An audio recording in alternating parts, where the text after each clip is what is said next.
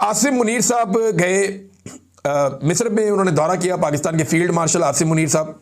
वहाँ उन्होंने साबिक मिस्री डिक्टेटर अनवरुल सादात की कब्र पर हाज़िरी दी। अनवर सादात की कब्र पर उन्होंने फूल चढ़ाए, हाज़िरी दी, फातह ख्वानी की। ये कौन था आदमी? देखिए, मिस्र में ना डिक्टेटर रहे लंबे अरसे तक। वहाँ का जो तख्ता था वो उलट दिया गया हुकूमत का, और फिर एक डिक्टेटर आया।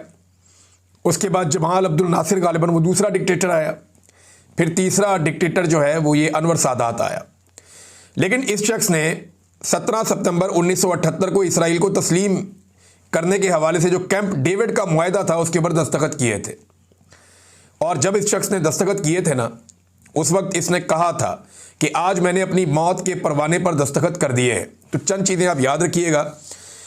जब अनवर सादात ने ये दस्तखत किए थे कैंप डेविड मुआहदे पे और इसराइल को तस्लीम किया था बतौर मिस्र के सदर के, उस वक्त इसराइल का वज़ीर आज़म था मेनाहिम बिगन और अमरीकी सदर था जिमी कार्टर।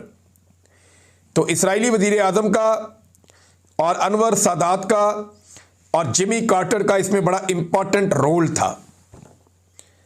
बाद में इस शख्स को कत्ल कर दिया गया और वजह भी यही बनी कि बहुत ज़्यादा रद्दमल आ गया उनके मुल्क के अंदर।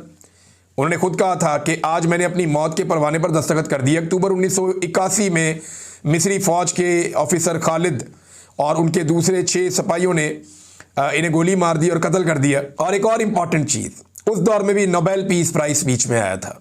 जब मिस्र के सदर अनवर सादात ने तस्लीम किया इसराइल को, तो मिस्र के सदर को और इसराइल के वज़ीर आज़म मेनाहिम बिगन को दोनों को अवार्ड दिया गया। अमन का नोबेल इनाम इन दोनों को मिला।